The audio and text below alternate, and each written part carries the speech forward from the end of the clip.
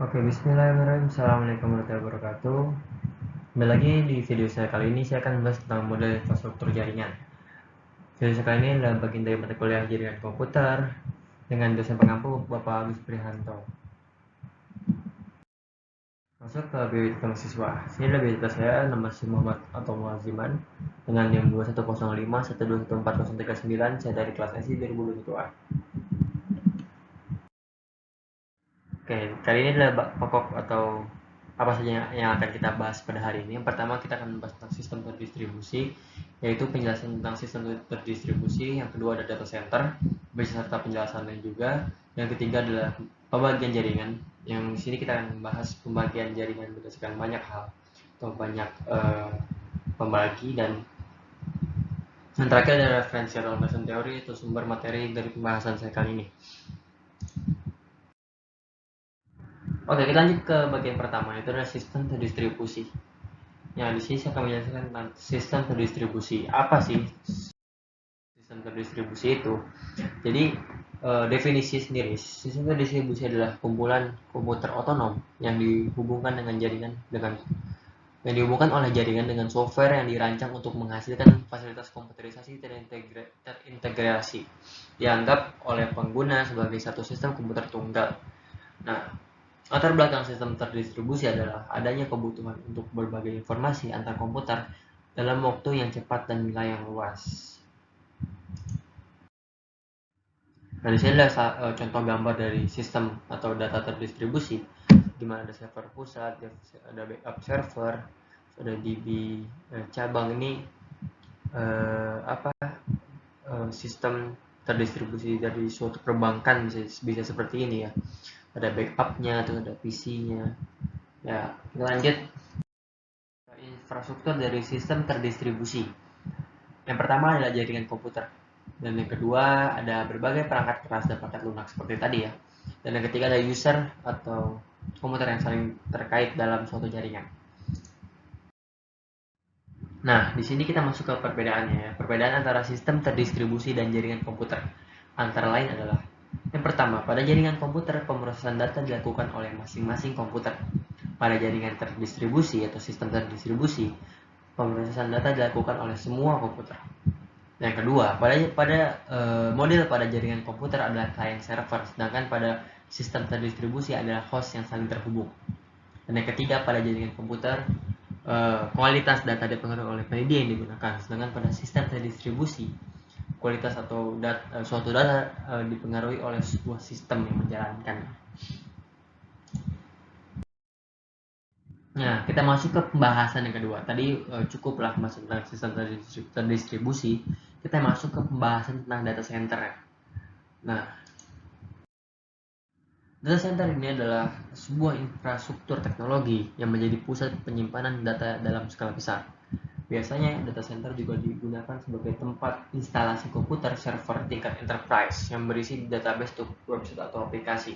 Jadi perusahaan-perusahaan besar itu tuh memiliki perusahaan besar terlebih khusus yang harus memiliki sebuah server, itu biasanya memiliki data center seperti Google, Amazon, IBM ya, atau dan lain-lain ya. Dan penyedia layanan web hosting, pengembang aplikasi, dan bisnis besar umumnya juga menyewa ruang di fasilitas data center untuk mengoperasikan server. Contohnya soal perbankan ya, dan perbankan misalnya Bank Mandiri, dia menyewa cloud service dari Amazon. Nah, itu tuh mungkin terjadi di sini ya. Jadi nggak semua perusahaan juga punya data center, bisa jadi dia nyewa cloud ke perusahaan lain yang menyediakan. Nah, data center biasanya memiliki ratusan hingga ribuan rak yang berisi komputer server. Komputer-komputer inilah yang nantinya akan dijadikan penyimpanan dan pengolahan data. Selain itu, di dalam network tersebut juga terdapat berbagai perangkat dan kabel jaringan yang diperlukan untuk operasional. Nah, penasaran gimana nggak sih? Pasti penasaran kan gimana bentuk dari data center. Nah, sini saya menunjukkan gambarnya. Ini adalah gambar dari suatu data center. Ini ada banyak rak, dan satu rak ada banyak baris yang mengisi. Di sini ada komputer server yang mengisi. Nah, kalau misalnya terjadi error di satu rak misalnya, itu tuh sistem bakal mengalihkan itu ke rak lain. Itu sudah dijalankan secara otomatis dan terintegrasi oleh suatu sistem ya. Jadi datanya itu nggak mungkin hilang, dan backupnya itu juga sudah ada. Sedang dari segi pendinginan, dari segi backup listrik, Bone itu kalau kelas data center nih udah luar biasa banget ya teknologinya. Pokoknya berusaha semaksimal mungkin agar data itu tetap terjaga dan tidak hilang bagaimana caranya. Oke, kita lanjut ke pembahasan ketiga, yaitu tentang pembagian jaringan berdasarkan beragam hal. Nah, pertama, hal ini apa sih? Nah, pertama nih pembagian jaringan berdasarkan area jangkauan.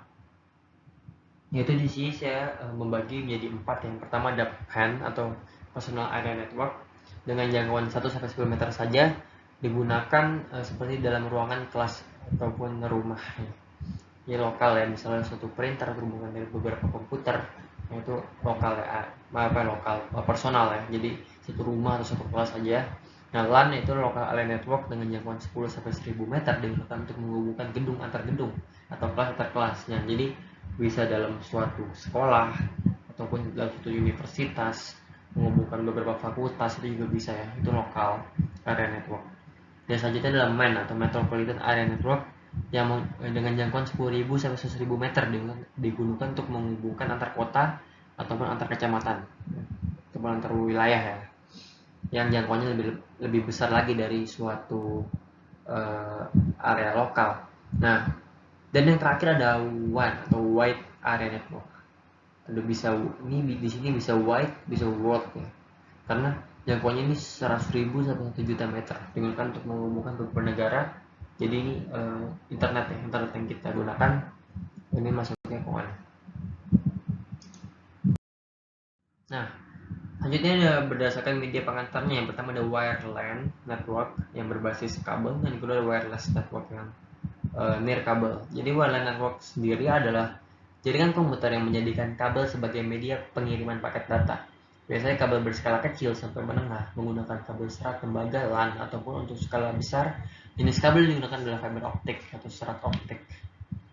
Nah, dan selanjutnya ada wireless network. Nah, ini kalau wireless sendiri sekarang pengaplikasiannya masih banyak ya di Indonesia. Contoh-contohnya adalah wifi yang masuk rumah-rumah, dari IndiHome ataupun dari penyedia wifi lain tuh banyak yang menggunakan fiber optik ya. Jadi kalau ada mas-mas Indium yang masang-masang di kabel, nah itu tuh fiber optik yang digunakan untuk mengalirkan sinyal wifi atau aliran internet ya, ke para penggunanya. Nah, selanjutnya ada wireless network atau jaringan nirkabel. Itu jaringan yang menggunakan wireless menjadikan gelombang radio atau cahaya infrared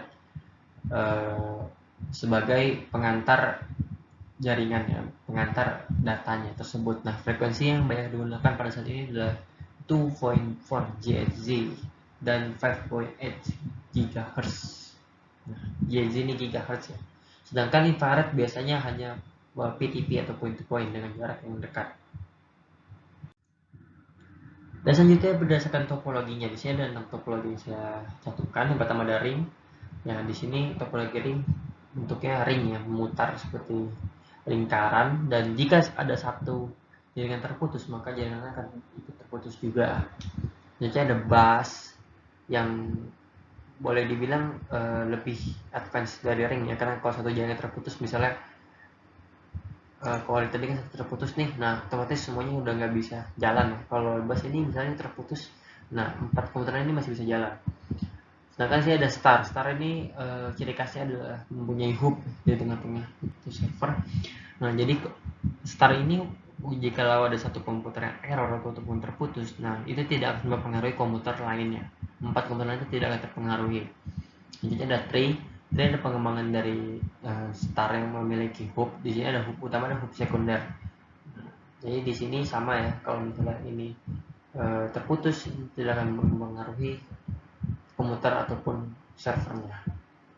Selanjutnya ada mesh. Mesh ini ada pengembangan dari ring yang memiliki hubungan ya. Jadi ring tadi ya, seperti ini ya, seperti ring.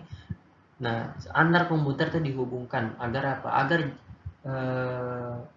tercipta redundansi ataupun backup jika terjadi jika terputusnya jaringan pada satu komputer. Misalnya jaringan ini terputus kabel yang ini, nah itu masih sistem masih bisa berjalan, jaringan masih bisa berjalan. Karena apa? Karena ada kabel lain yang menghubungkan gitu.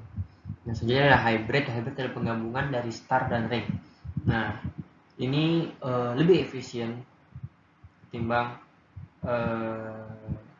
ring ataupun star saja ya, karena di sini biasa dalam suatu perumahan yang modelnya sistem topologi ring ini tuh sangat bisa digunakan ya. Dan mesh ini juga dapat digunakan di suatu perumahan ataupun suatu universitas dan memiliki beberapa gedung. Oke. Selanjutnya ini adalah referensi ataupun landasan teori pembahasan saya kali ini. Ya, mungkin itu saja pembahasan saya pada video kali ini. Terima kasih. Mohon maaf bila ada kesalahan. Mohon maaf, jangan lupa like, comment, share, dan subscribe video saya. Tunggu video-video selanjutnya. Terima kasih. Assalamualaikum warahmatullahi wabarakatuh.